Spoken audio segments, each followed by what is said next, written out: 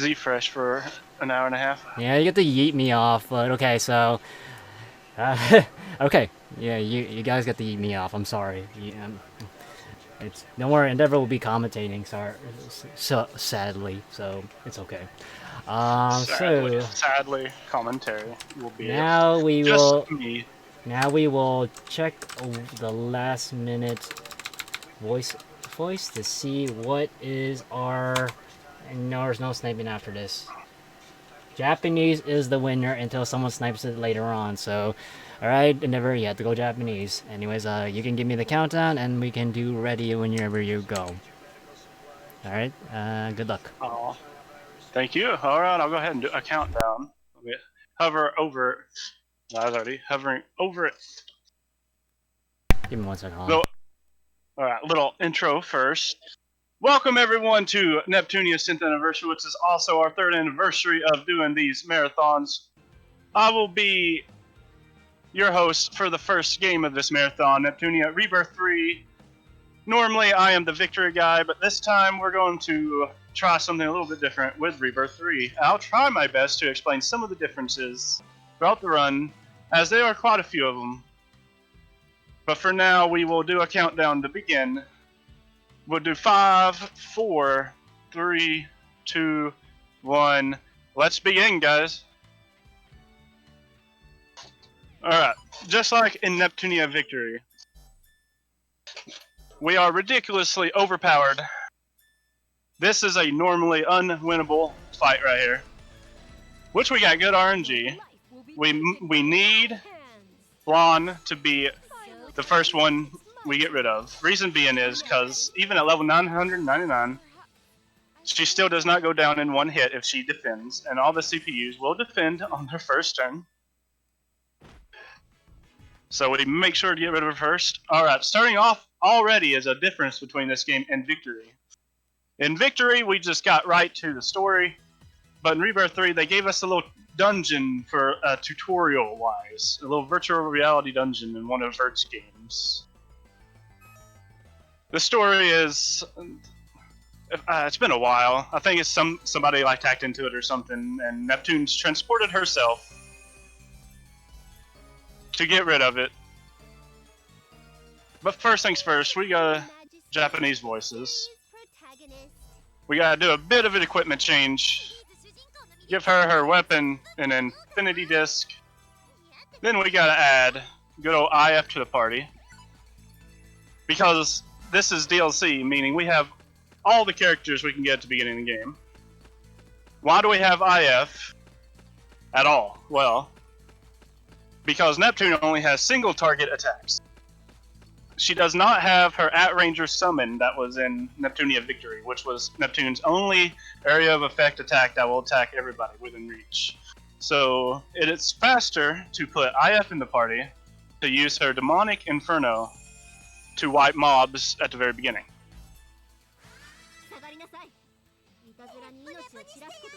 So instead of 3 turns like it would have took it a solo Neptune, just go up to him, one go, triangle XX, boom. Same thing for this coming up fight.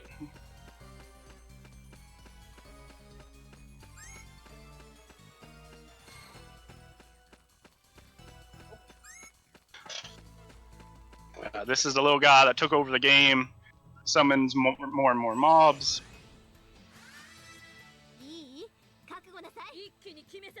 One shot kill, Demonic Inferno, 2 OP.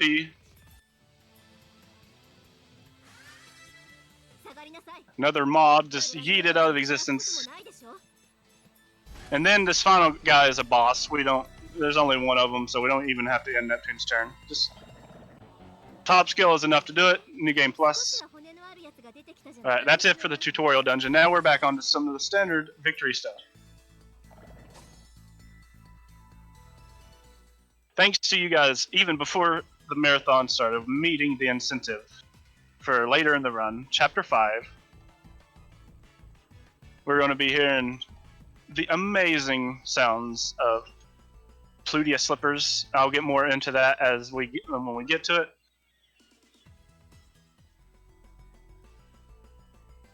But for now, cutscene.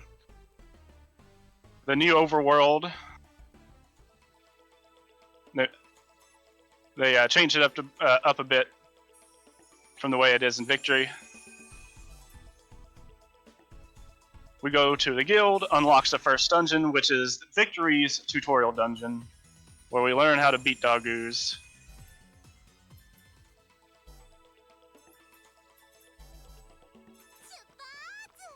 In this cutscene, we learned that Neptune just goofed off between Mark II in this game, or Rebirth 2 in this game.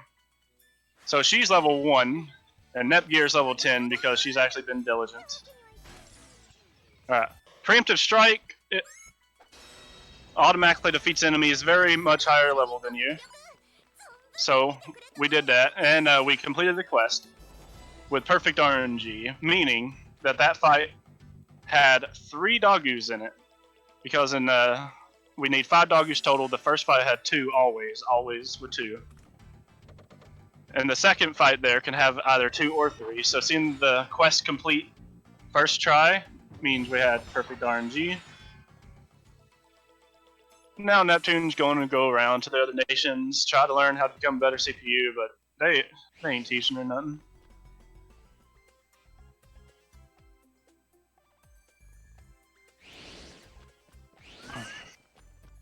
I always go to Left Station last because it's a straight left shot from there to get back to Neptune. Save the frames where they count. Now we go back to the guild to unlock another dungeon. Someone's running amok in the city, passing out flyers for some anti-CPU organization. Let's go and find out what's going on here.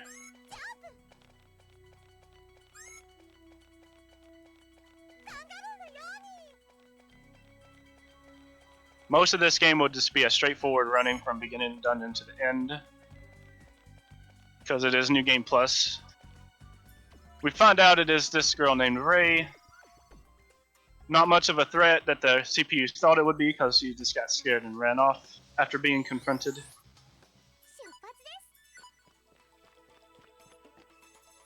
But now here's where we start seeing some of the differences.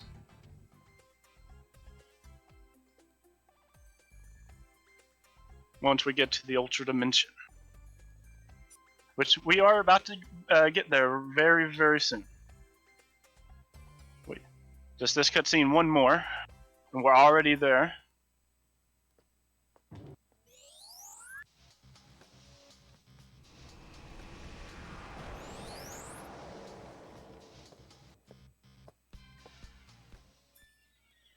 Nepgear thought she'd be a good sister and get mad at Neptune for wanting to be lazy instead of working.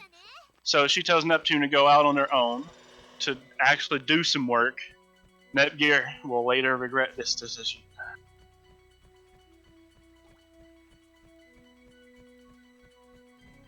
That enemy can sometimes be annoying, gotta watch out.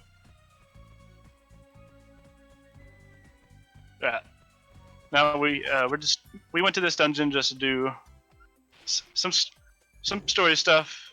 Neptune trying to become better and doing more work, but because Nepgear didn't go with her, Neptune just got transported to another dimension. You know, the standard stuff in this series.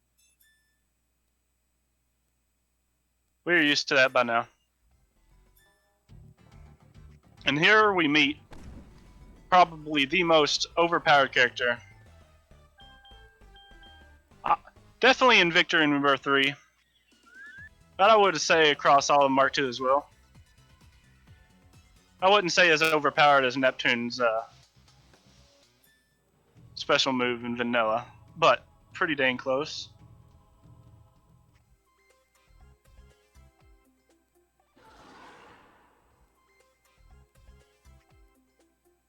In this dimension, we soon learn that it has some of the same characters. You see all the same CPUs, but there's something afoot, in which we will learn after we go to the guild here. Neptune can't transform because you need some kind of certain stone in this dimension. But now that we have all those characters, we get the quest. We use these PSP chargers to max out SP, because that's how this game works differently from Victory. Got to give all these party members the rest of the game items. Alright, perfect RNG. We'll be seeing the quest complete right here. Alright, good. We're off to a pretty good start.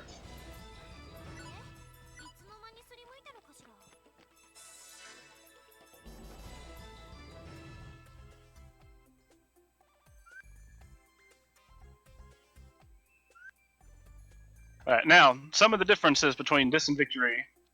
This game decided to try to make itself easier and less tedious over Victory by removing some quests that you need to do. In Victory, I think you need to do around 3 or 4 quests here to before you can advance the plot all the way to the end of the chapter. But in this game, you only need to do 2. And also in this game, all enemy stats across the board is, I want to say around 10% lower, meaning that this is the way easier version of Victory. But it's overall on New Game, it's still not an easy speedrun. It is very much a difficult speedrun. You don't see that too much in the New Game Plus. In New Game Plus, we're just rushing, one-shotting, two-shotting everything.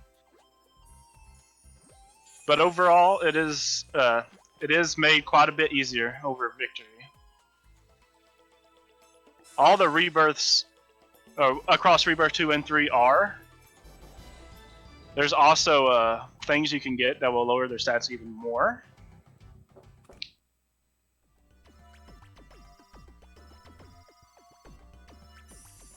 But in this case, the base stats are 10% less than in Victory and Mark II.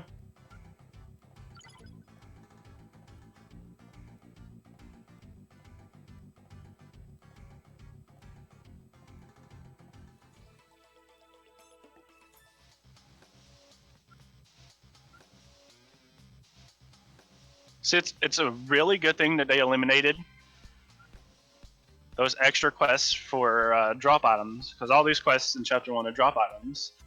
And Neptunia, across the whole Neptunia series, it is very well known that trying to get an enemy to drop an item is not the best thing that you want in your speedrun. It can happen first try, 5th try, 10 tries. It's annoying.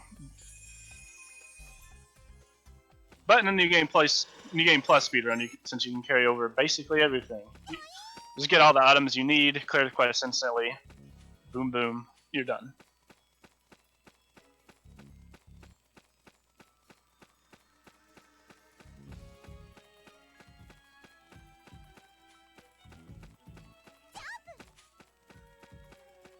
Now we're approaching the end of this chapter.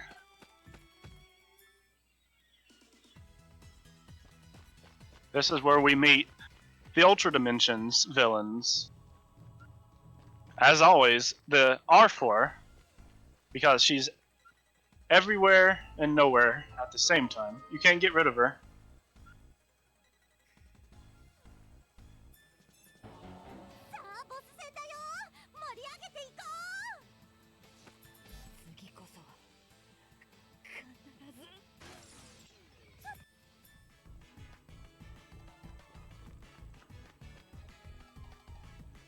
And now we're going to be seeing everyone's favorite CPU in an unskippable CG style cutscene. Because what's better to wake up with than a up-scrolling picture of Iris Heart carrying around a almost dead mouse?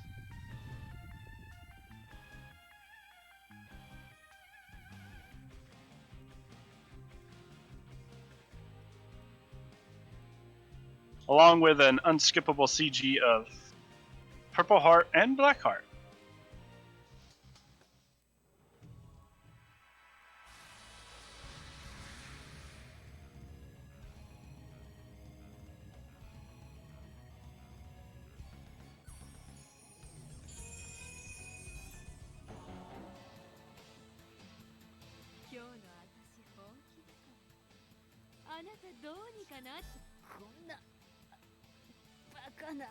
That first fight against R4 is meant to be unwinnable. That you saw us just one-shot it. And then it's meant to become winnable after we get Iris Heart on our team. And Iris Heart just didn't even look in her direction. She just sneezed, and R4 just poofed out of existence. Enjoy your fan service. This is the game's way of thanking you for playing through Chapter 1.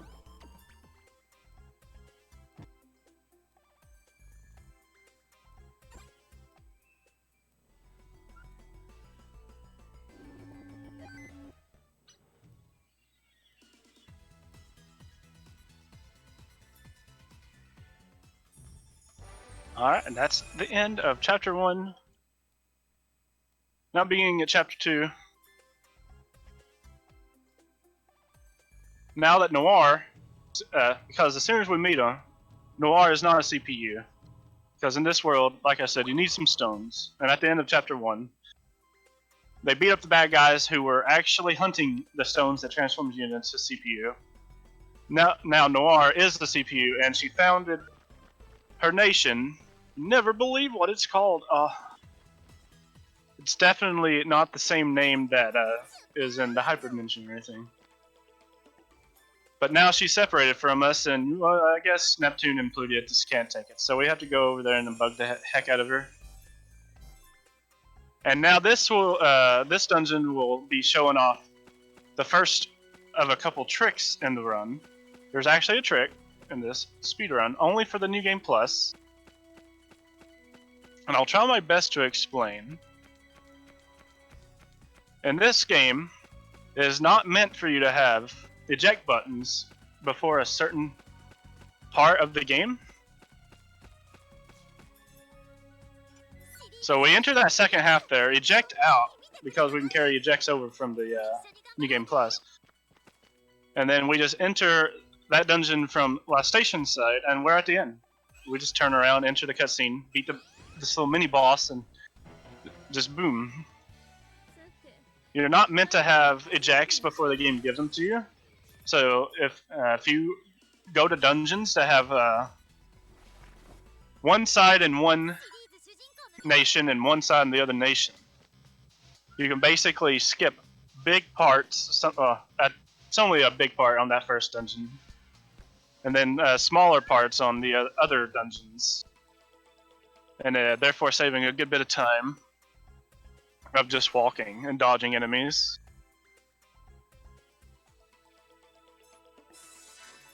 Technically, in Victory, and I assume in this game too, you can unlock the Truant Dungeon, Power Level Island, and in the second half of the dungeon, there's some eject buttons.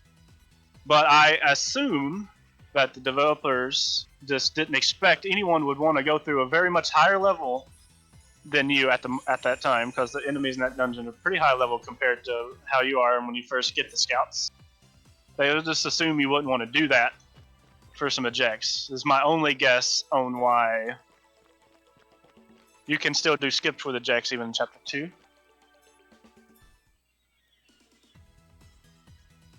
Anyway, that's enough with that trick. We will see it again next chapter. Twice, actually. But for now, we went to bug Noir. Supposed to teach us how to become better CPU. You know, the same old song and dance from Chapter 1. We go back home, try to lie to Istwar. We can't lie to Istwar. Istwar knows all. So now we're actually going to do a quest. What we're supposed to do here, we gotta go to the guild, accept a quest, go to this dungeon, and grind out some enemy drops. Fun times. But instead, we just go to this dungeon and accept a quest later because we already have the drops. Who needs to grind enemy drops? We ain't got time for that. But it's needed to advance the story, so we do that.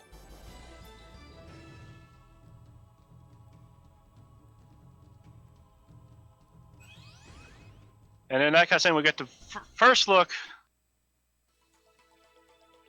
of one of the main bad guys, but we won't know anything about his evil intentions until later.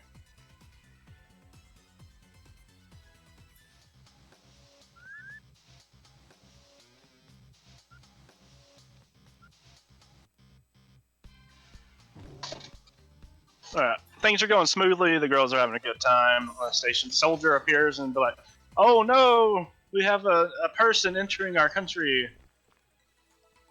We gotta go and beat the crap out of them."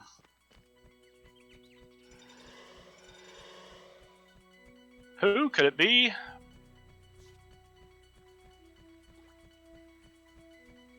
Maybe I should have said that like an extra 30 seconds later, closer to the cutscene marker.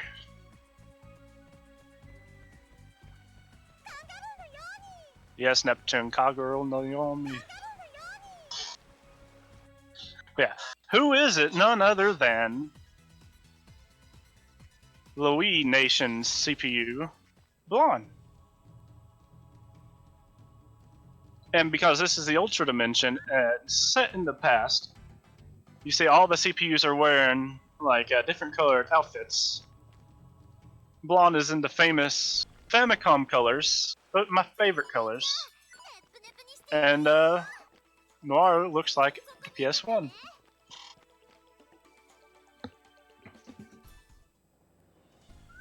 Now we're actually at the end of chapter 2 here.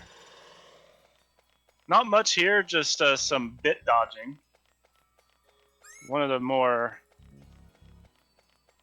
iffy enemies to dodge there.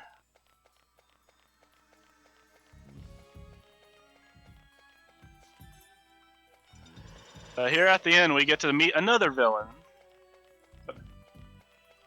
The bad guy group in this game is called the Six Sages. As you can probably guess, there are 6 different bad guys.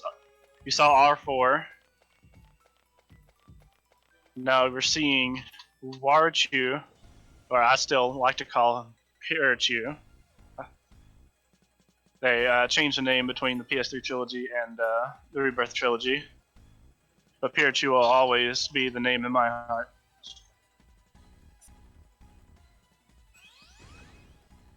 And we get to also see Copy Paste. He is my favorite of the 6 Sages.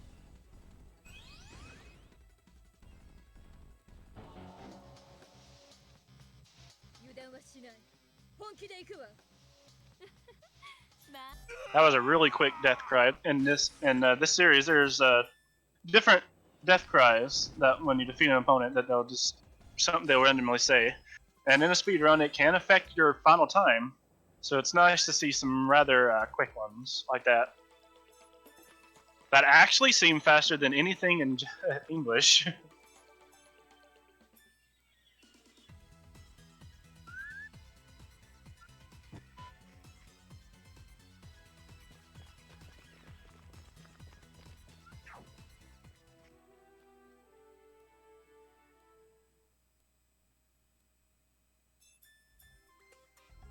Alright, now we're in chapter 3. We're gonna go and infiltrate Louis like Blonde did in chapter 2, infiltrated West Station.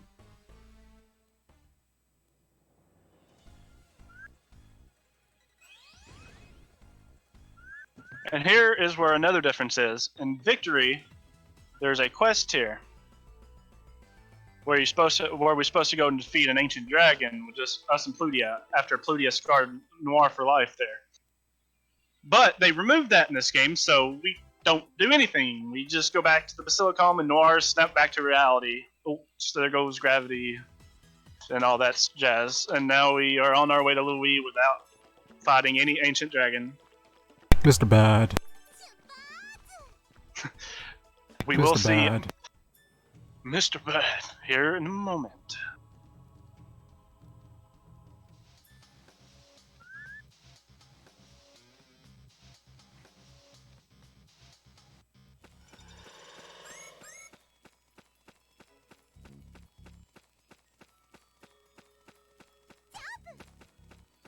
There's not much to say about this dungeon in the first half, but we will be showing off another use of the eject button strats many years later, still doesn't really have a name to it, so I'll just call it the eject button strats.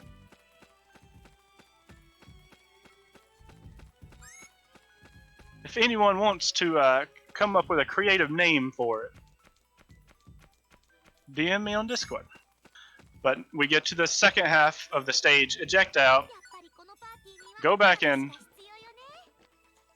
and then run to the cutscene marker, and then we're done. This one doesn't save as much time as that first one. First one saves around 30 to 40 seconds. This one saves 5 or less.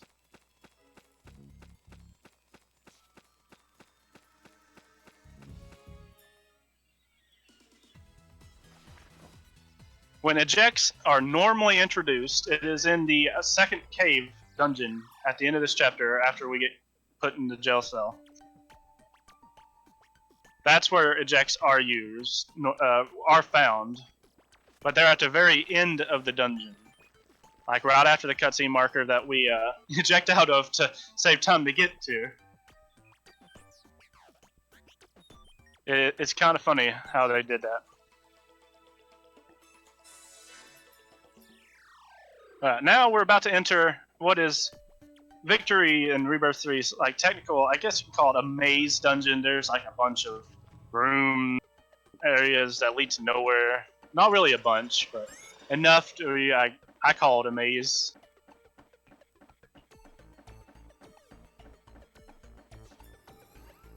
We just go from here to the end. There's not much here that can just run into you and lose time. You always have to watch out. This next room does have like one bit that can get really close. Oh, the room after this. I jumped the gun. There's like one bit. It's either a bit or a Louise soldier that can always make it look close to like you're about to get encountered, but that one didn't look that close that time. But most of the time, he will be fractions of centimeters away from you.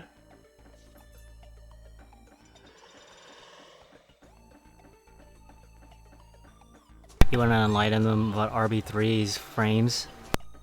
You want to enlighten them about RB3's frames?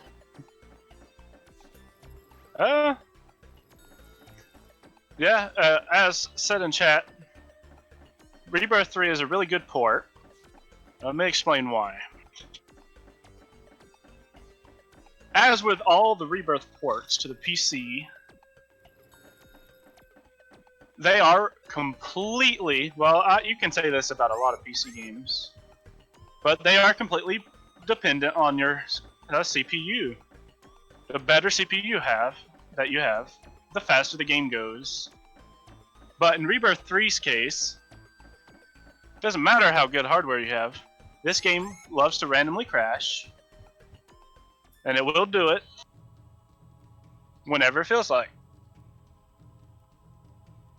It's mainly longer plays, like if you want to run the new game categories, you're bound to crash at least once. Thankfully this is short enough to where the odds of crashing are pretty low. To the point where I might want to do a save before on chapter 4 or 5.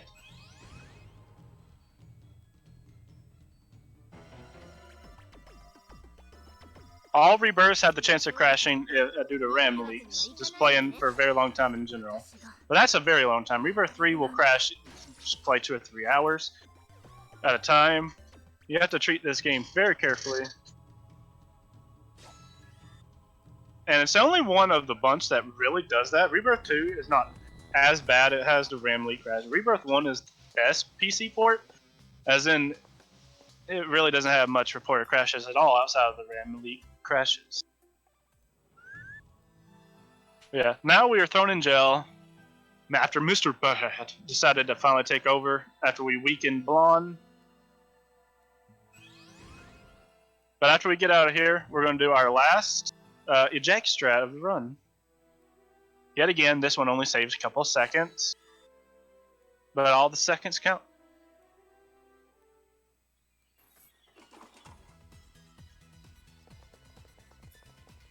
There is a marker here, and technically you can skip this marker. We can eject right now and load the next dungeon. And at first, I thought that was going to be the idea. But if you skip this cutscene marker by ejecting out, and then you move on to the next dungeon, Mr. Bad's ending cutscene marker is not loaded. Idea Factory, to a certain degree, does a really good job at making sure you can't skip specific things in the game. But in Rebirth 3, they did a really good job. So we have to view that marker. Then we eject out. Now we move on to the final dungeon.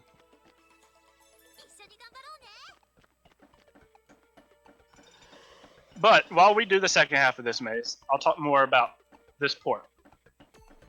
Now, I never really did do much with the Vita version, so I don't know if it's in the Vita version, but in the PC port, there are some cutscenes that will take a bit slower to load than Victory.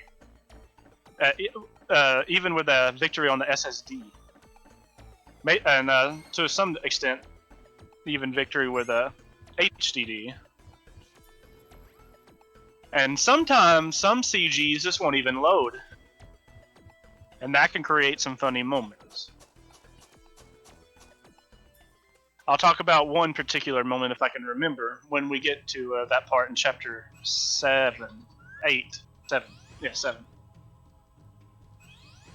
But yeah, even when you have an amazing CPU, like I have a 9th gen CPU right now, some cutscenes are...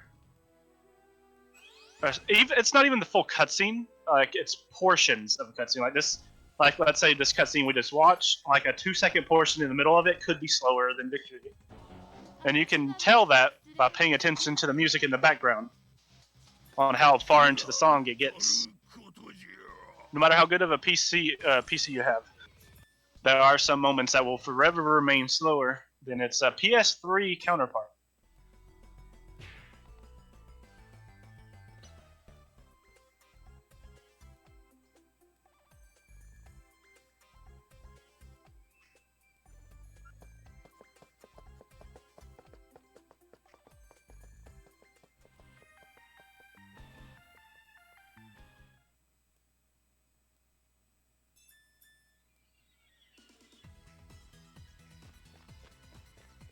Alright. Now we are in chapter 4. Yet again, there's going to be some differences. Like, in Victory, there's a quest that we start this chapter off with defeating skeletons. We don't do none of that here. We don't know what these skeleton things are. We just skip right to the meat of the story, which is getting the final CPU that's not part of our group yet to join our group.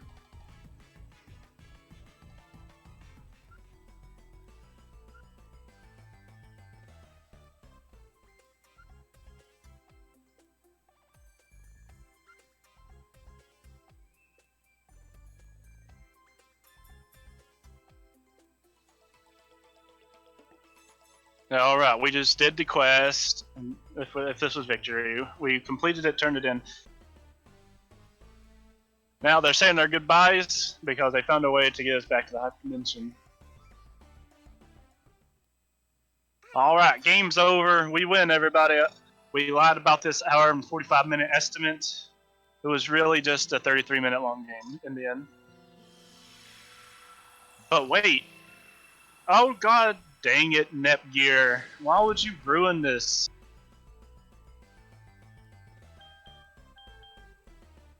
Well, Nepgear decided that she couldn't wait to have Neptune back, so he's like, you know what? I'm going to join them instead of have her join us. Alright, so we got more of a game.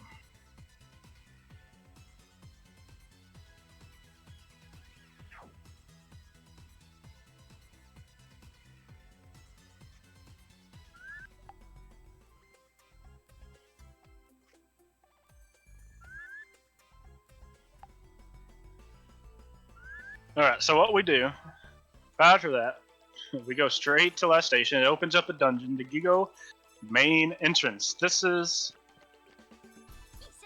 goes from last station to a lean box. But no, there is not an eject strat here. And how they made it where an eject strat would not work here is it does not load a dungeon in lean box itself. As soon as you get through this dungeon, you just appear in lean box. So there is no eject strats. If we eject right now, we're just back in the station. So they knew what they were doing at their during their like main implementation of the eject buttons.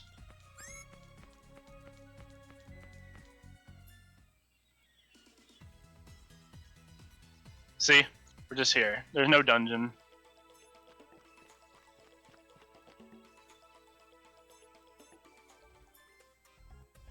And that will be the theme for the rest of it. If it looks like it should be if possible for an eject strat, it's not. If someone else could find, if they think they like, oh, you know, an eject strat could be used here that we might have overlooked, us runners have, please feel free to join our speedrunning Discord and let us know. It would be awesome to find even more strats.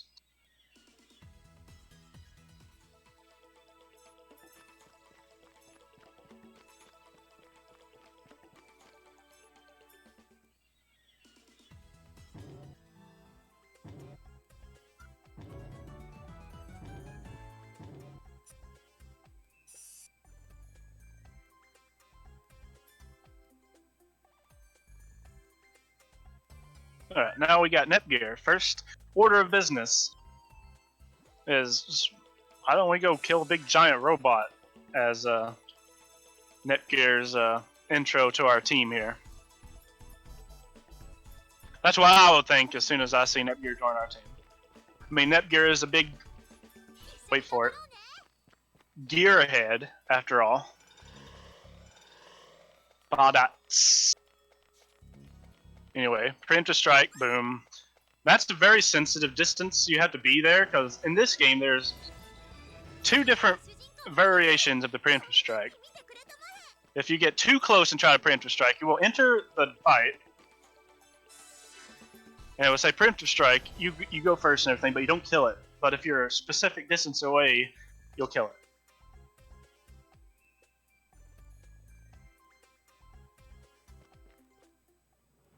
And for boss monsters, that has an even tighter range because their hitbox is humongous. Every boss monster has a hitbox that extends far beyond their actual size.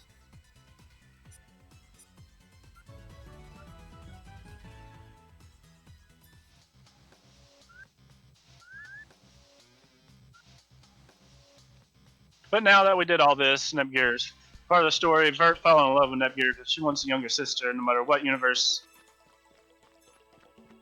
We gotta go to Halo Force and be like, no, Vert, you're gonna be sisterless forever. You're never gonna make a handheld console. We gotta yeet her out of existence. Or at least, that's what the characters are thinking right now.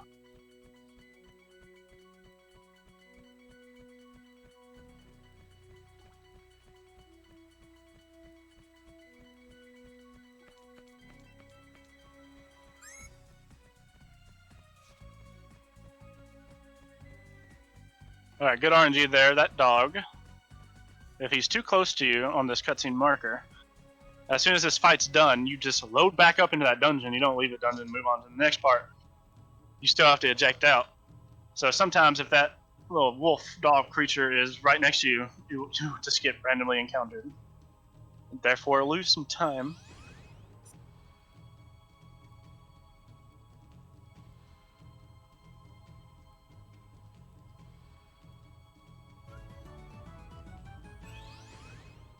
But here, Vert had an extra of those CPU stones, gave them to Nepgear, and then said, Nepgear, you have to be my sister now.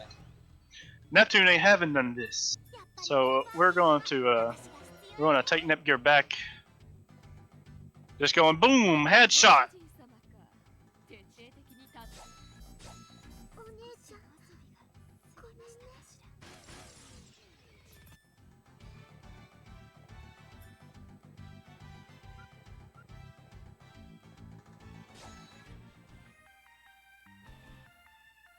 This game's showing us even more boobs on our Christian marathon. What can we do? Now we're about to be told by the lean box soldier that people are running amok in the capital, so let's leave and take care of them.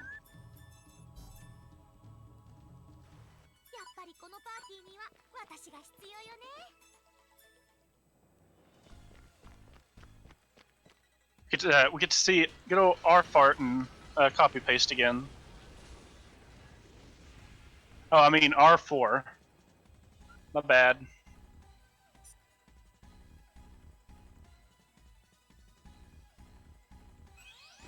I mean, that's just you just get their names confused after you play for a while.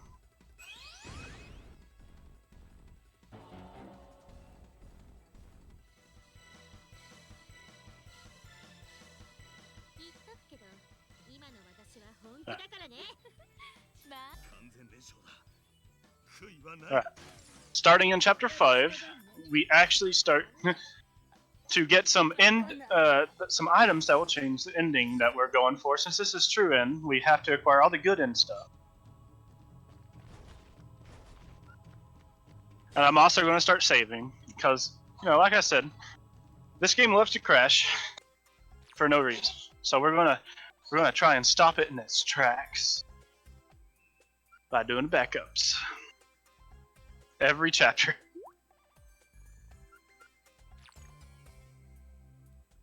I could have. Oh well. I'll save at the beginning of every chapter after that save box because why not?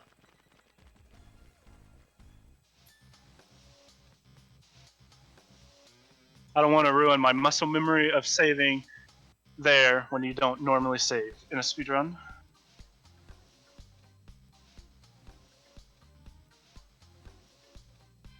In this chapter, all the 6 sages, or most of them, decides to go to every nation at the same time to run amok. So everyone separates from your party.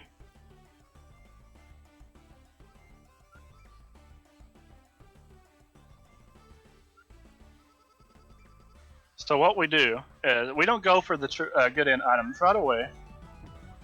We head for the lean box first. Reason being is there's a cutscene that's not here right away if you start doing them first, but there's a cutscene there after you do at least one nation first. So we're going to do a nation first.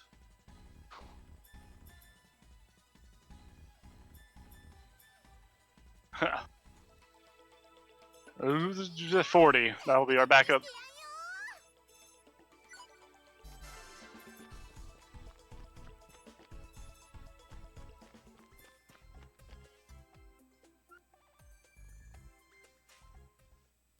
Alright, this is where we start seeing the main enemy. Bugs. They're not so bad in New Game Plus, but if you run this on New Game, any fight with Bugs and Mr. Bad are some of the all-time toughest fights. You can even say in the series, Rebirth 3 and Victory.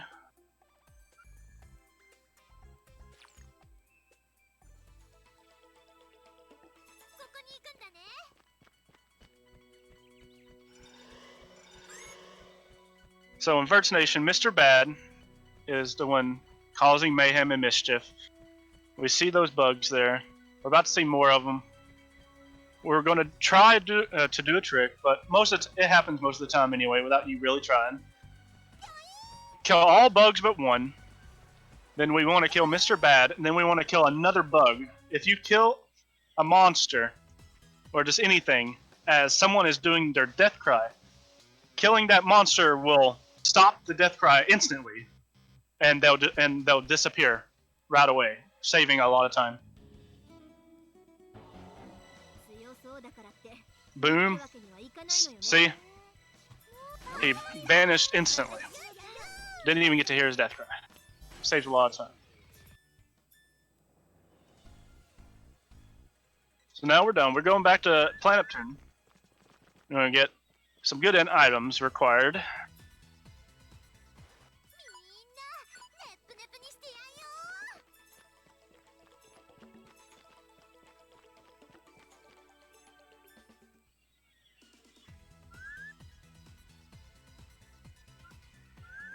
Basically just meaning a bunch of extra cutscenes.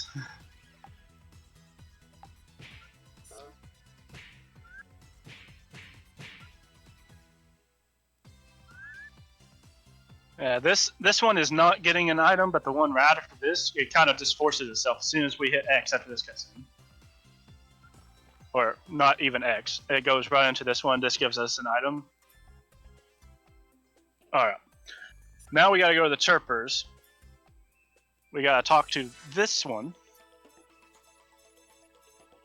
Get... If he's drawing...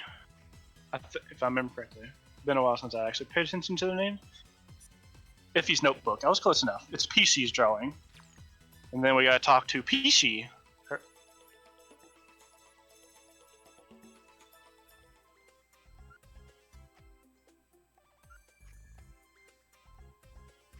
Alright, now we just continue saving the butts of the other CPUs.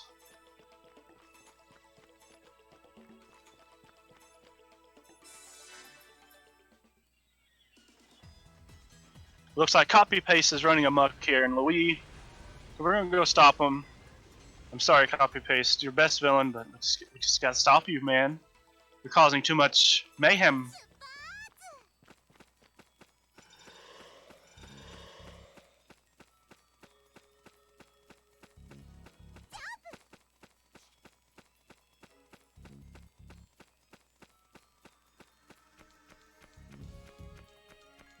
There's also something special about this chapter. In this chapter, this is where our incentive that was met before the run began happens. So I will talk to you more about that.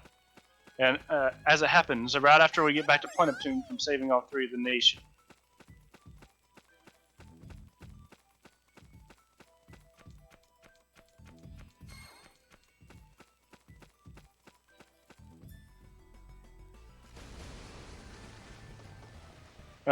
This fight, simple one shot. After this, we go to Last Station, where we have to once again try and do a Death Cry skip. But we're also needing to bless RNG for some good RNG, because it's a bit fight, or jammer.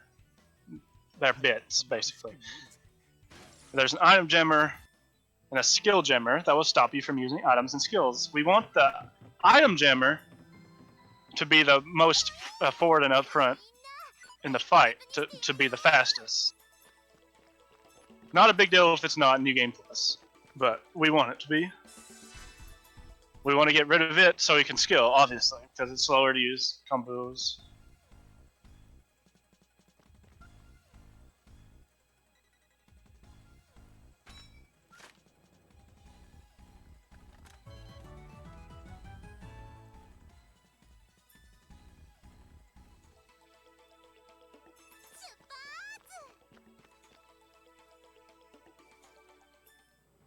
Well, we're about to be meeting another member of the Six Sages for the first time. This one is Glorious. It wouldn't be Victory or Rebirth 3 if it wasn't for this Six Sages member, in my opinion.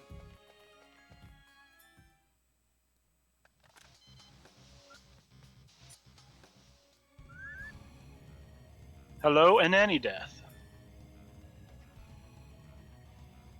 Alright, so the plan: kill the item gemmer, kill an Annie Death, and then kill the other gemmer. Just skip an Annie Death's Death Cry.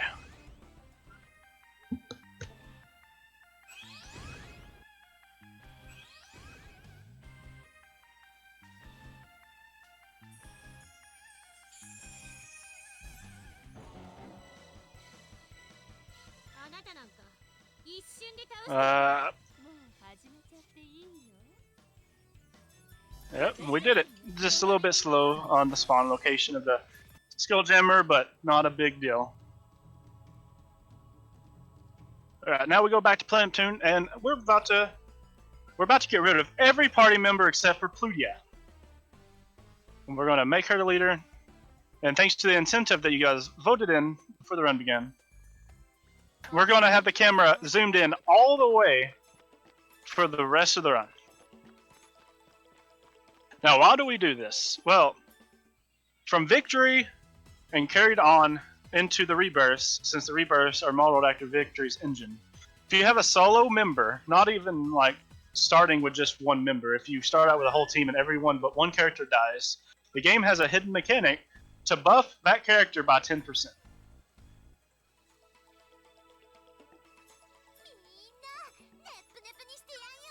So, with having the most OP character in the game, Plutia, as solo character, she gets unbelievably strong. And the reason we're zoomed in is the closer the camera is to the character, the louder their footsteps are. And Plutia has the loudest slippers known to mankind. Alright, those enemies could have actually been gotten in our way very easily, so we had some good RNG to avoid them.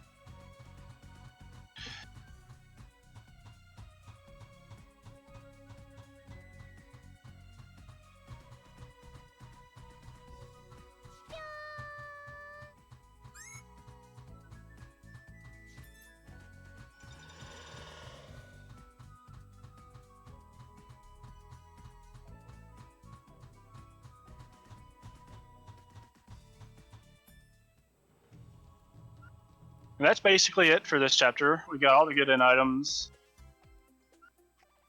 Now we're solo Plutia for as much of the run as we can. There are going to be some spots that we're forced not to have solo, but we will be using solo Plutia basically everywhere we can. And another benefit to doing this is even on a top-notch computer, this game still has just a tad bit of lag everywhere. And for some strange reason, I guess not really strange when you think about it, but for some reason having a solo character in your party, even in the overworld, just walking around, the game gets less laggy and loads things faster. That's across Victory and Rebirth 3. So that's another benefit to having solo Plutia.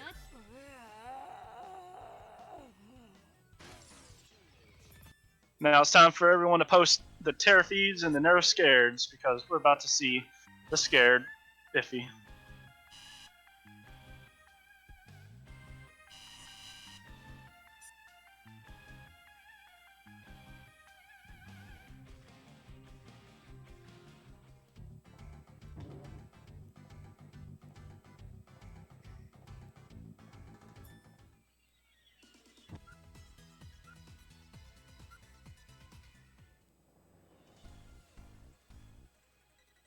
Peachy, that little girl that is new to this game, where everyone sees the child if and the child compo, I wonder, who is this new girl? Well, in that cutscene there, you would see her come across a CPU stone and actually transform. That becomes important later in the story, because it shows that she passed whatever test the stone chooses to turn you into a CPU. So the bad guys who kidnapped all the children learn about this.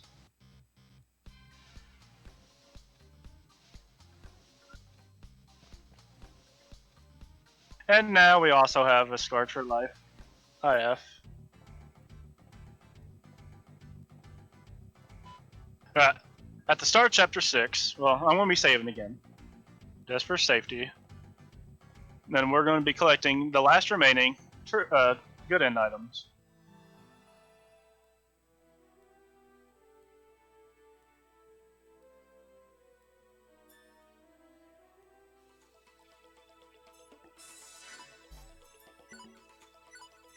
Alright, go to the Basilicum. This is where a nanny death uses tries to use the mind control to get her to join them on their side. Yeah, we got that, and then we go and get the last item.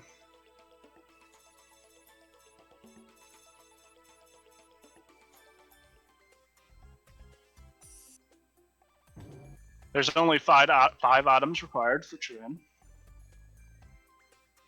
Or good end, my bad. But now we gotta go and do a quest. This is the first of 2 RNG quests that's in this chapter. This one has around a 75% chance of being good RNG. We need it's good RNG if we can get it in 2 tries. Let's see if we can get it. By the way, we didn't get it. Woo! We hit the 1 in 4 chance of not getting it. Marathon luck indeed. This is very awkward with a zoomed-in camera, but I made it work. All right, so now we're seeing some sense of yes, this is being ran at a marathon.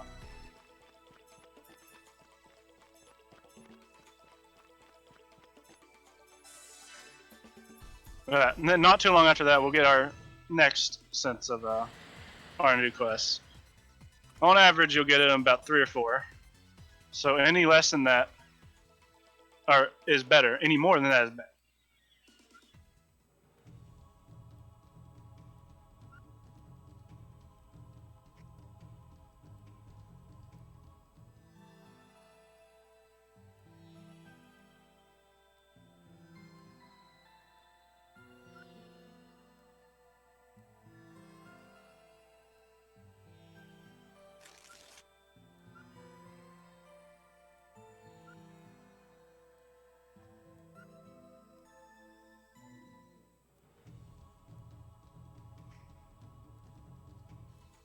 Here we go.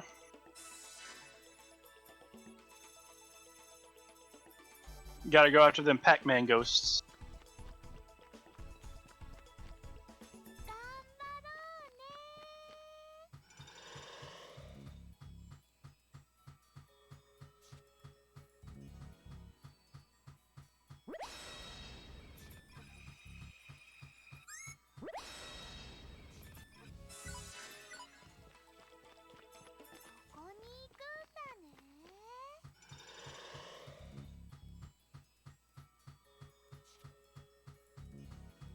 The ghost got too close to us. It's okay though. Oh, and on the run where we got the perfect RNG too. Oh well. That's about the same amount of time as getting 4 encounters.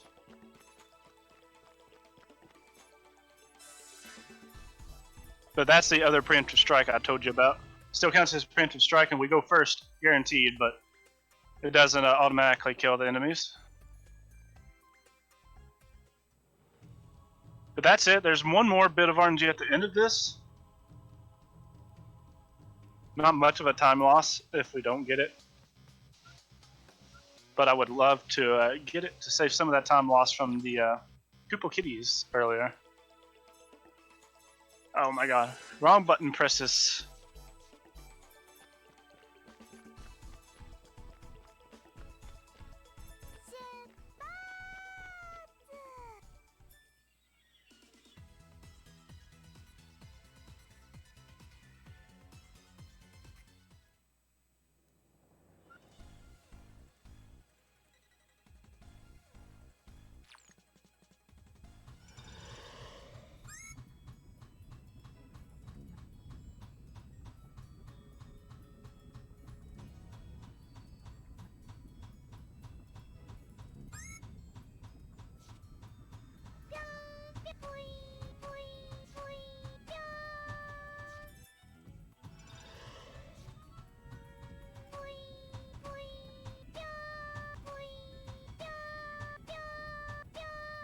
Right, I have to admit, I think I like Pludia's Japanese voice actor.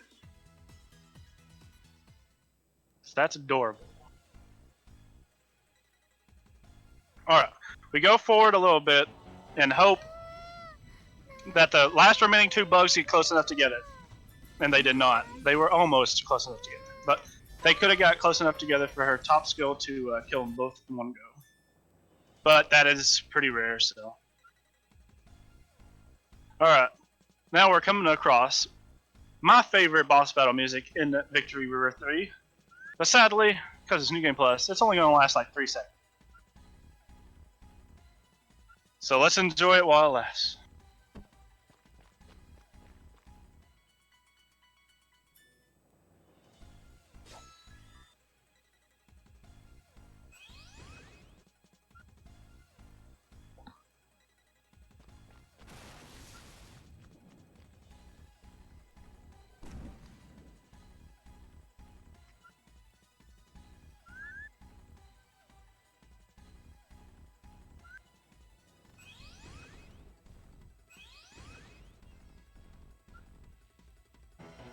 And it's over.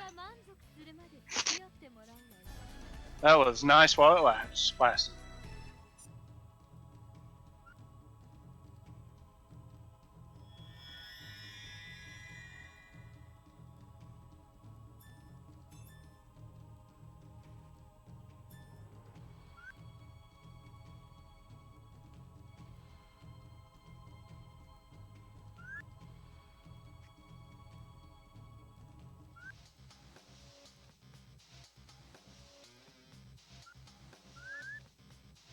Alright. Coming up in Chapter 7, there's really not much to note in Chapter 7.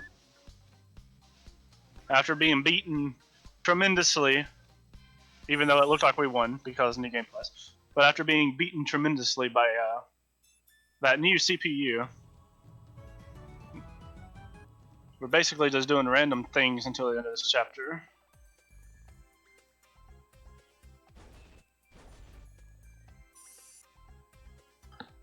We gotta do a quest that we don't even have to turn in, but the game forces us to accept the quest and do it.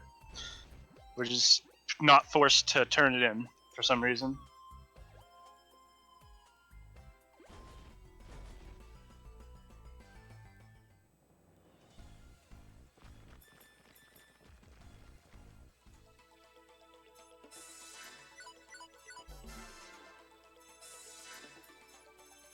Getting Get unlocks the dungeon with the best music in the game, but yet again, it's 5 seconds long.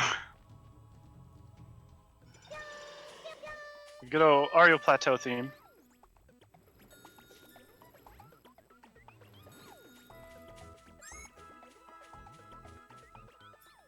It's over as soon as it started.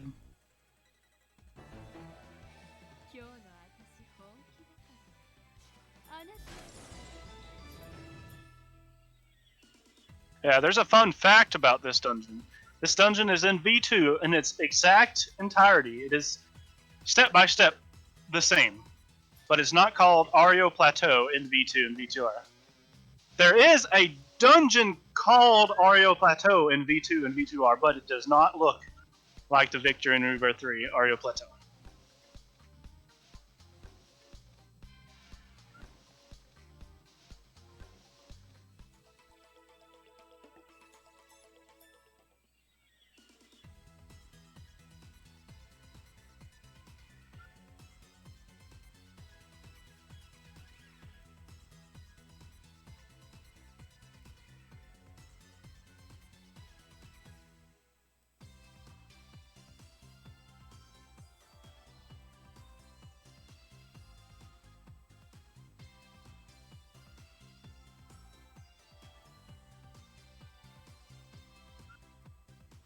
Alright, now we're about to do another quest here.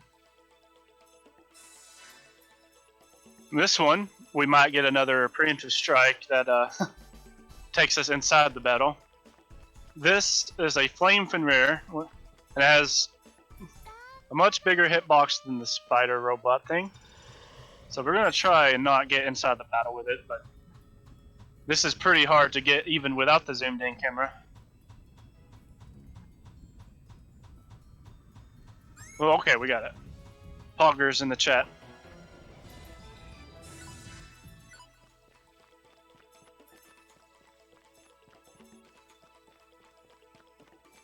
Yeah, you can see that quest is still in our party, or in our quest log. We don't have to turn it in. The game just forgot it existed after you do it. But now, dun dun dun, IF has been kidnapped again!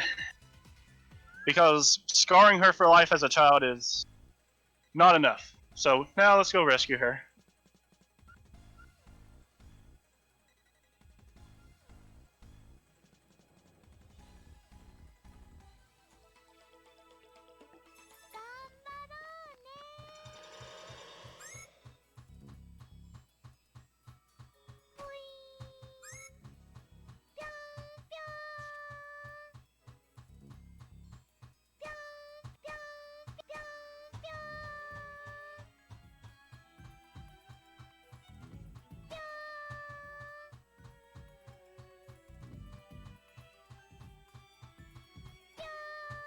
Oh, I got stuck on the wall, and that almost made me get in an enemy encounter. That would have been a pretty moment.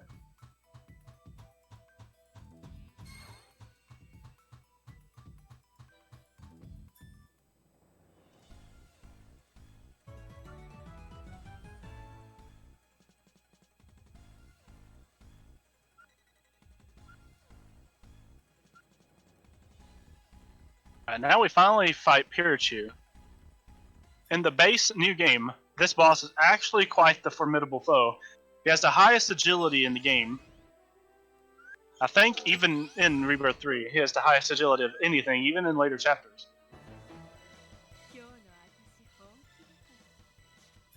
So he'll always go first. Always. If I remember correctly, in the base game, it's like 1111 or something like that. 1111 agility, which is ridiculous, especially for a Chapter 7 enemy. But then 10% less stats in Rebirth 3, so they'll probably be what? 1011? Or just 1000 even?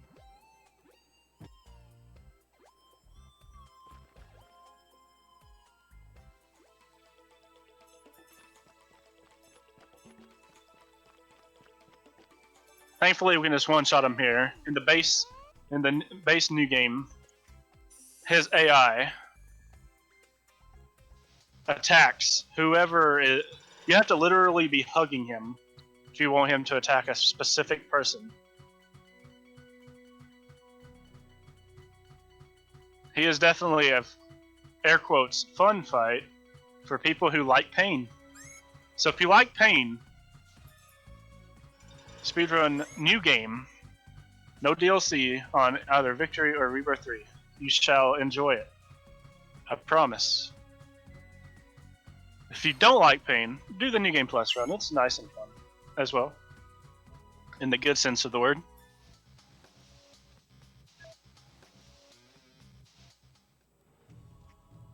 If you dislike Neptunia as a CPU, Victory will be your game. You get to see her die 20 times in a couple of fights. 30 times. She dies a lot. So if you dislike Neptunia as a CPU, I highly recommend Victory New Game.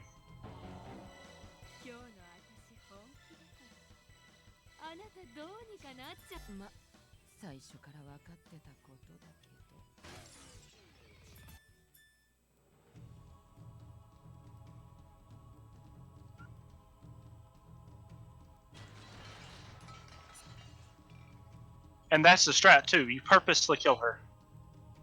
Because it's faster.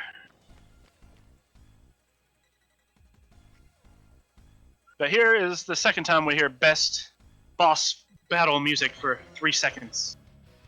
And this is the interesting story I'm going to share about one time where the CG didn't load all the way.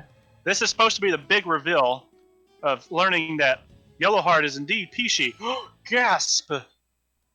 But I had one run where that CG was blank.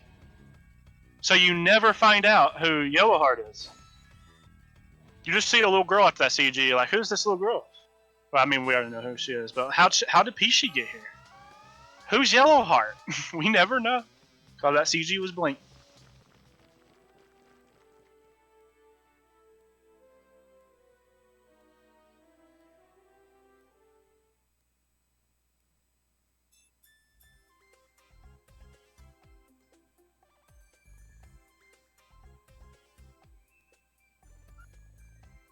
Alright, now we're in one of the shortest chapters in the game.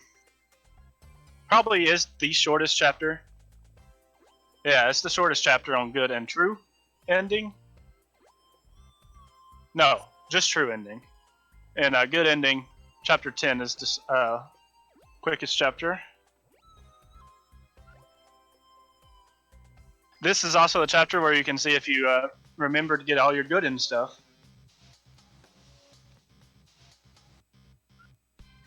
Because coming up in this the first and only dungeon of this chapter, if we see an exclamation point halfway through the dungeon, then we did everything correctly for a good end. Because that is not there on bad end. Or normal end. Sorry. Good end means you get an extra fight, and also one of the second longest cutscene in the whole game. Alright, yay, we did it. We did it, Reddit. We got the good end.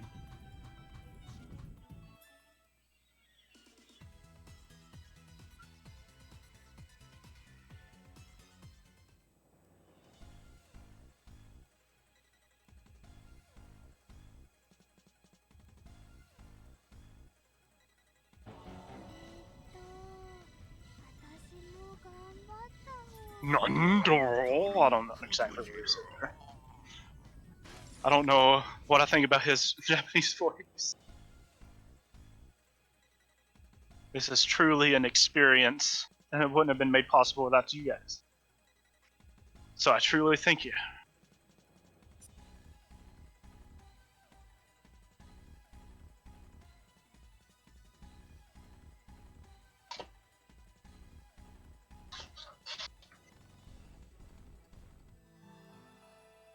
Alright, so now, after we finished up with the next fight, get the good end, we start Chapter 9, and in Chapter 9 is where we actually start getting the true end stuff. True end's only requirements, and it's actually different between Rebirth 3 and Victory by a little bit.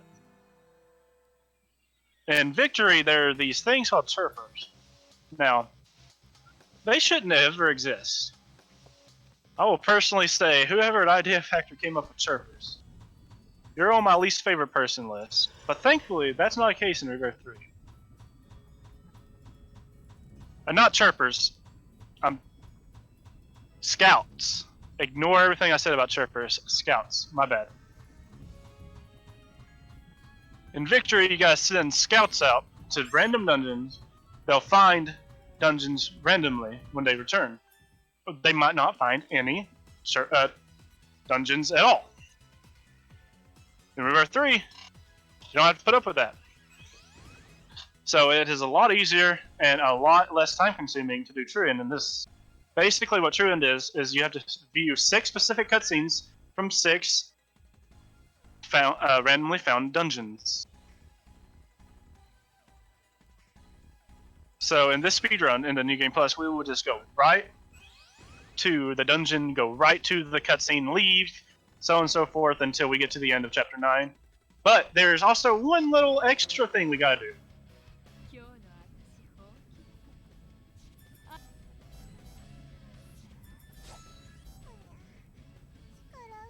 And that's a meme within itself. I'll stay quiet about it until the fight actually happens. Whoops.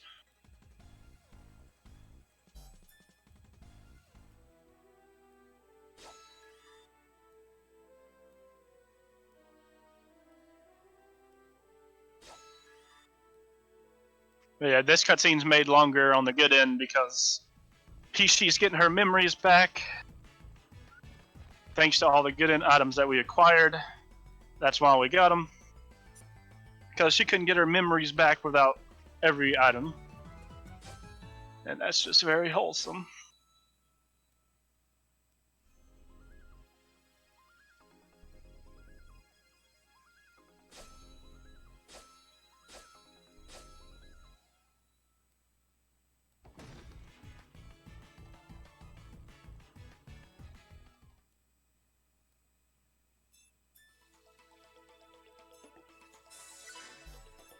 Alright. Now we're just going to do all the standard stuff here. At the start of Chapter 9. All these cutscenes. We're going to be fighting a fake Purple Heart because the main boss of the whole game has finally decided to start making her move. She has the power to create fake clones of the CPUs because why wouldn't she? That's pretty OP power to have. Then we'll start doing the true and required stuff.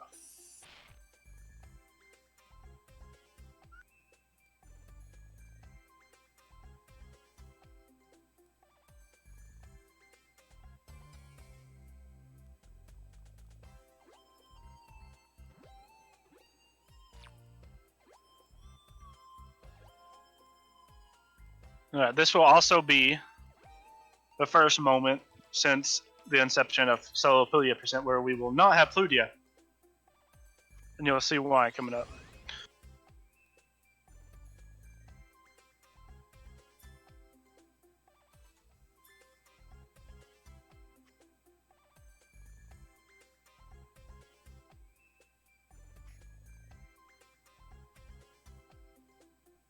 Basically right here we're saying Pludia's back. She's a CPU now. She wants to be very helpful because all the children want to be helpful to their guardians.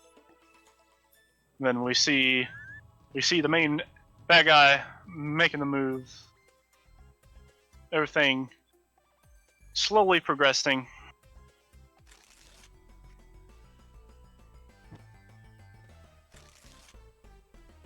But first, we gotta do a quest before we there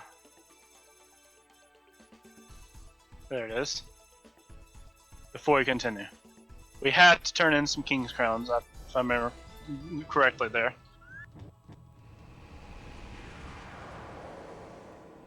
Because the story couldn't progress without the king's crowns.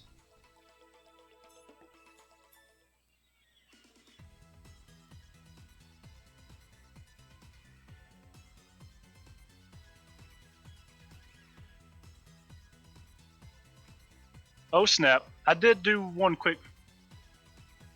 No, I didn't. We're fine. We're fine.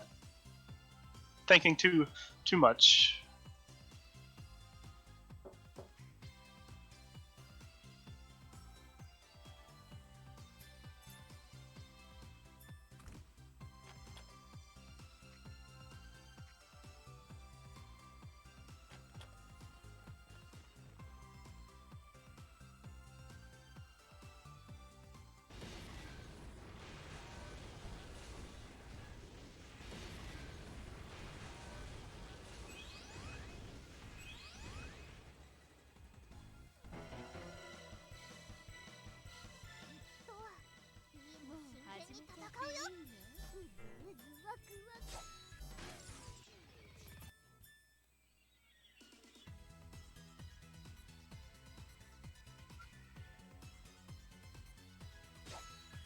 Right now, the main part of the beginning of Chapter 9 is over. What we're going to do now is, true and specifically required, we gotta talk to question mark a lot of times in a row.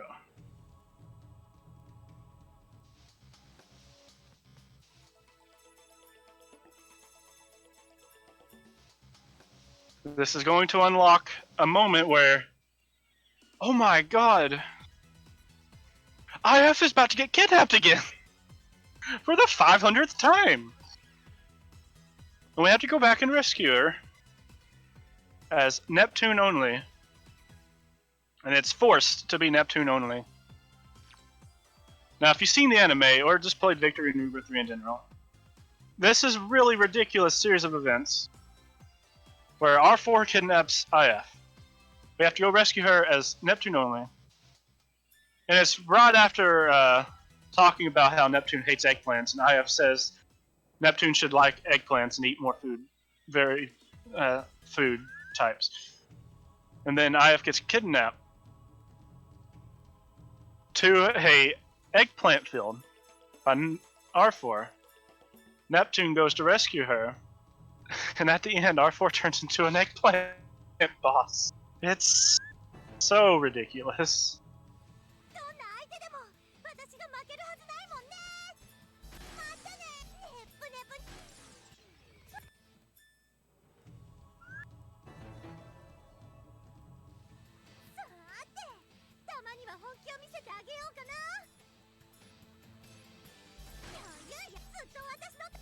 Alright, and here it is. R4 disguises the magic, become big ol' eggplant.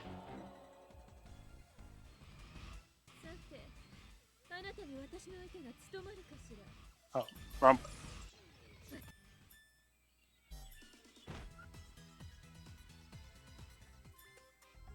And now IF is scarred of eggplants for life. She is scarred of Pludia. Her life can't get no worse from here, right?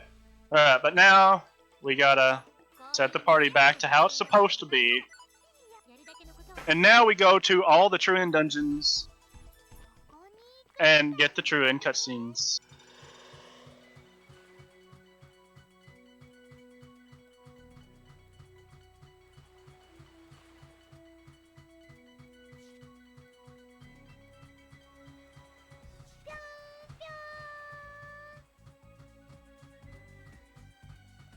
And I'm about to ruin this for you guys. If you look closely to the way Plutia walks in her head, she looks like a walking bobblehead.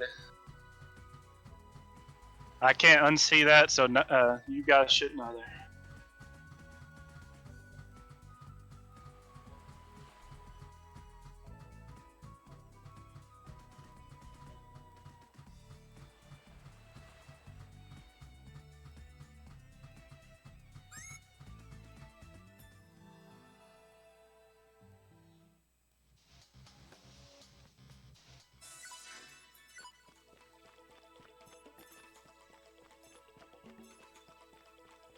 So shall Forest.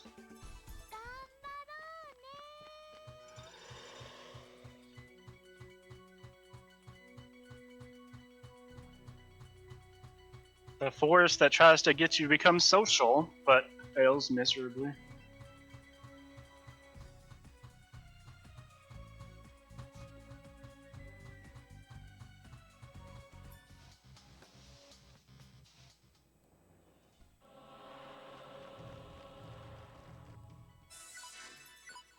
Dimension.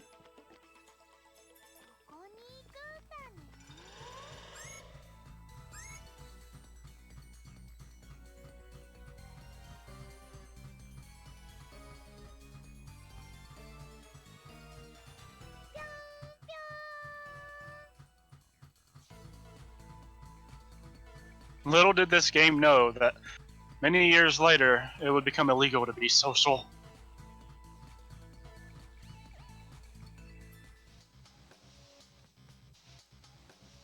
Alright. Now we go to PC Continent, to the PC Game Factory.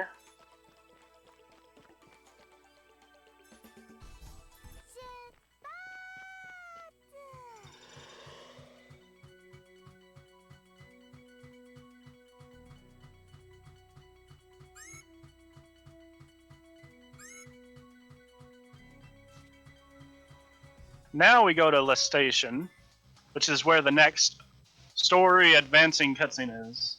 But before we advance the story, we go to the Vita Dimension, or as it's called in Victory, the Vita Dimension. Why did they change it from Vita to Vita? When, well, we'll never know. Probably because it's a PC port, but still, that's not reason enough, in my opinion.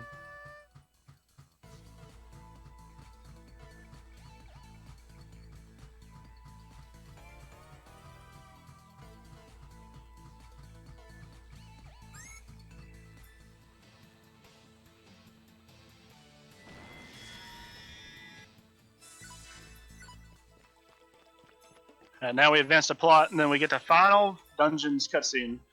When we go to the dungeon that next advances the plot, which is Eden, a nice little nation that appears as soon as PC became the CPU.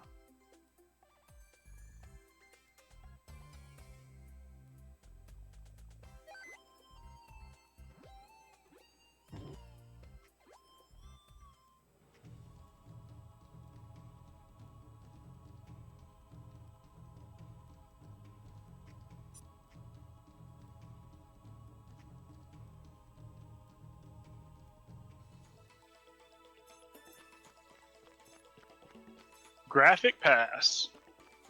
Another dungeon where the location of,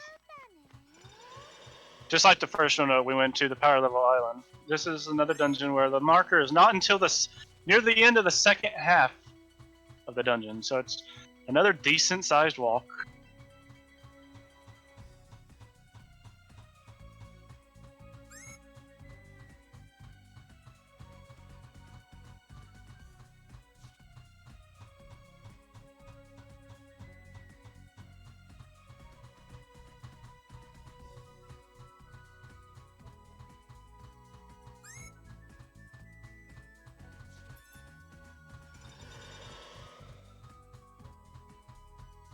Just walk between those enemies because they have the sight of a blind chicken.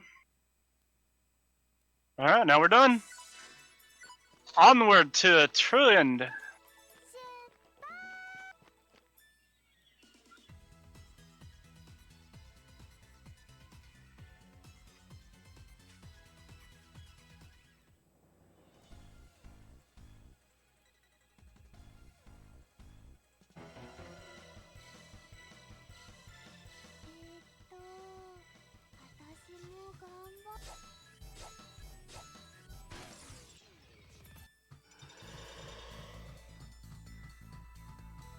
We definitely haven't seen this dungeon design 5 times this chapter year.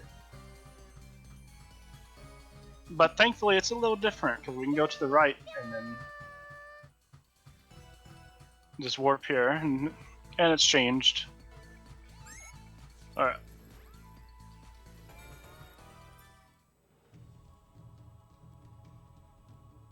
Now we're about to see everyone Noir fans' wet dream. So many Noir clones, or Blackheart clones, same thing.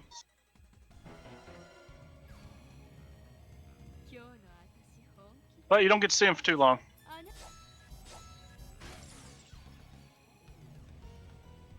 Hope you enjoyed those clones.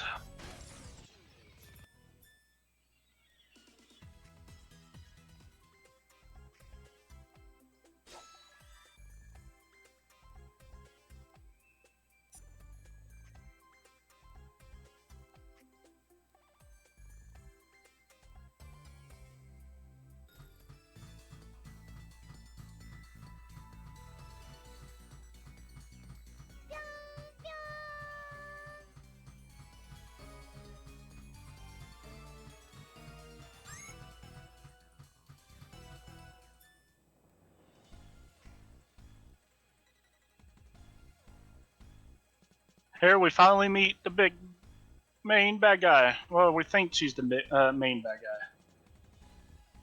But it was only Dio. No, but in all seriousness, this is only this dimension's version of Ray. It's a very complicated story. I'm not going to go into details. But this game does try to complicate things about dimensions and the different rays and the power and all that stuff.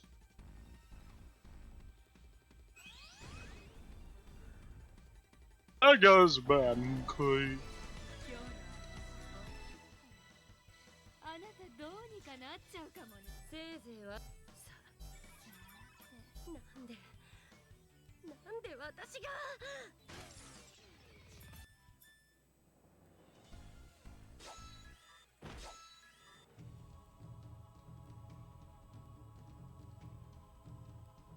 Alright, we're in the final chapter. We're about to find out if we got the true end. But first, longest cutscene in the game.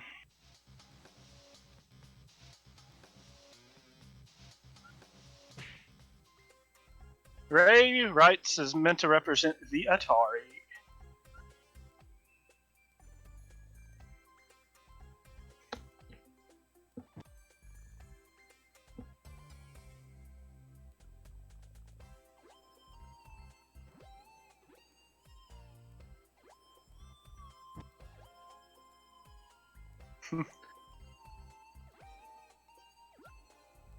Alright, and the single most awful thing that makes this so much worse than victory.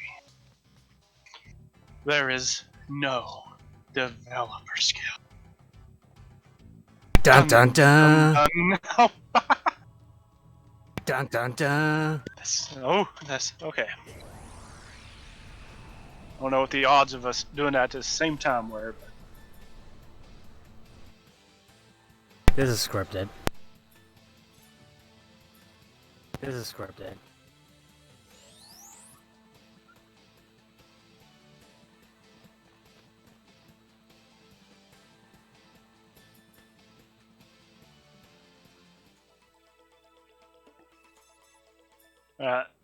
now another cutscene, and then we have to talk to Estoire. Then we'll find out if we got the true end or not. True end means everybody gets transported back to the Hyperdimension. Good end means only Plutia and Neptune go back to the Hyperdimension.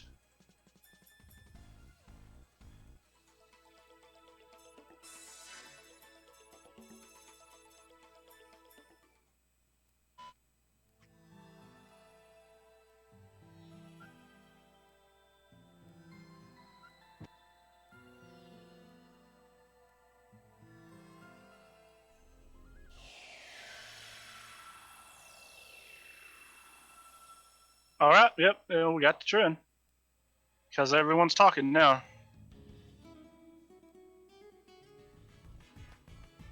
Then we're going to see some of the 6 sages appear, which don't happen in Good End.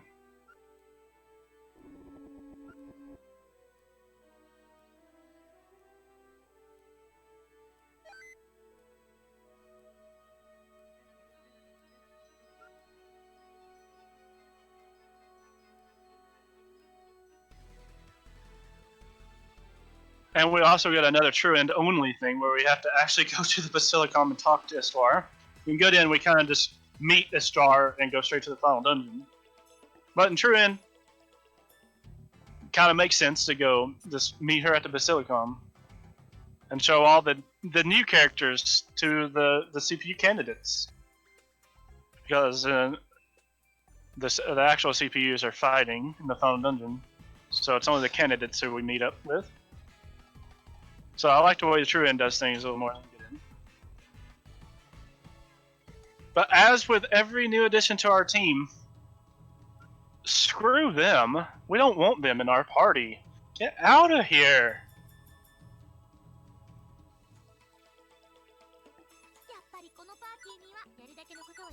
You slowing me down.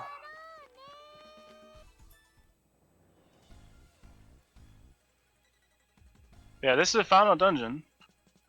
We're about a little over 3 minutes from time.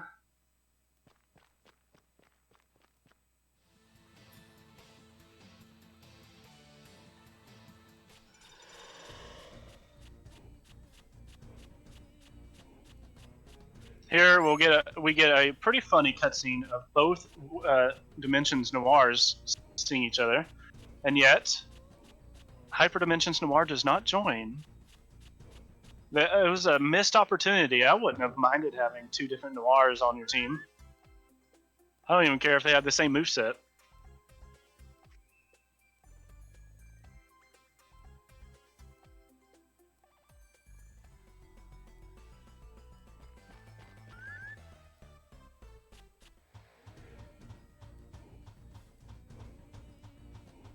But here is a new fight that is not in the Good End, because we haven't met a clone of Plutia and Irisheart yet. It's time to actually fight a clone of Irisheart.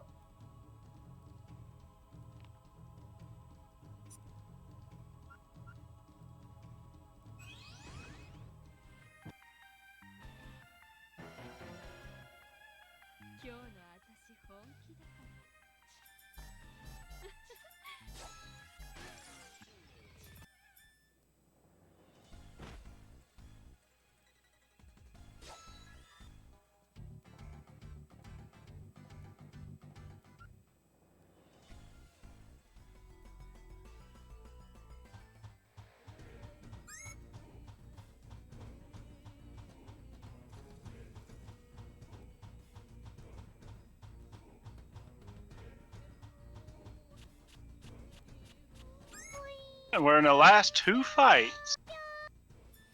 After that, since we are going to be pretty good below estimate, we'll play the ending song, because every Neptunia game deserves to have their ending theme played.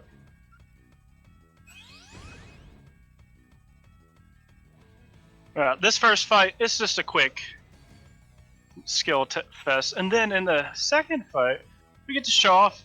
You know what? Well, I'll show it off too. We'll do the first EXE skill of the game too.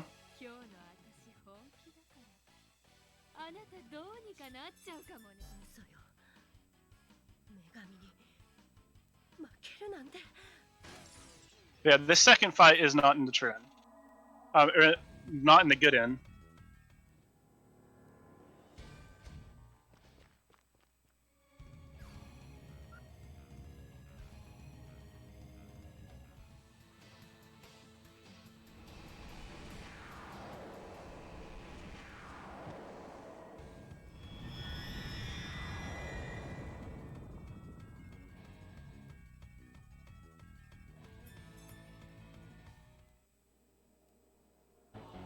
Time will just be when I hit X here.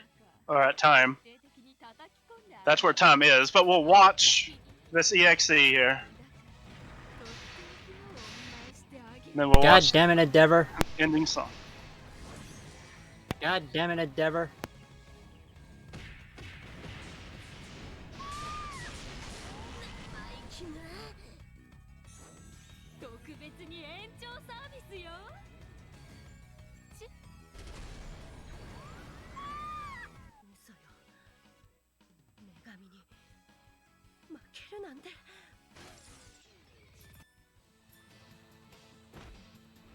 That was a gold split by 4.5 seconds.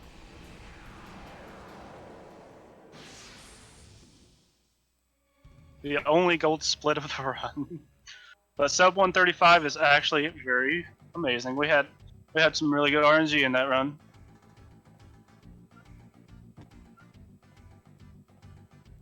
But then we had the easiest to get good RNG quest give us bad RNG. So.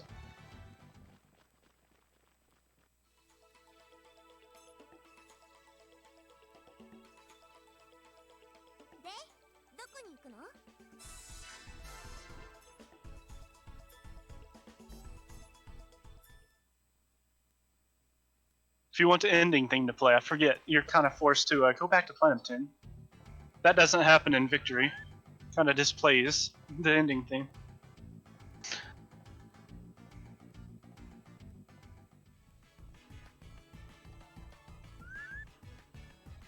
Alright, so that was this run.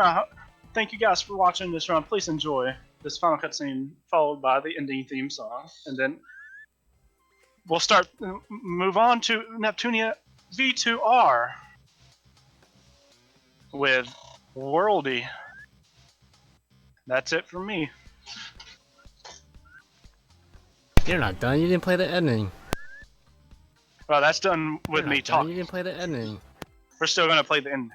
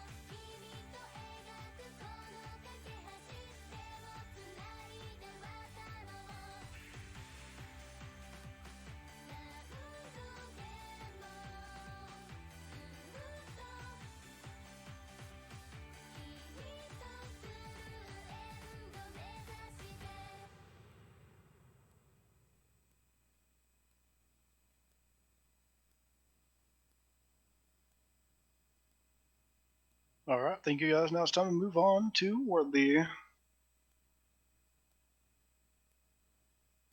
Later, Endeavor. Thanks for the games. You're welcome.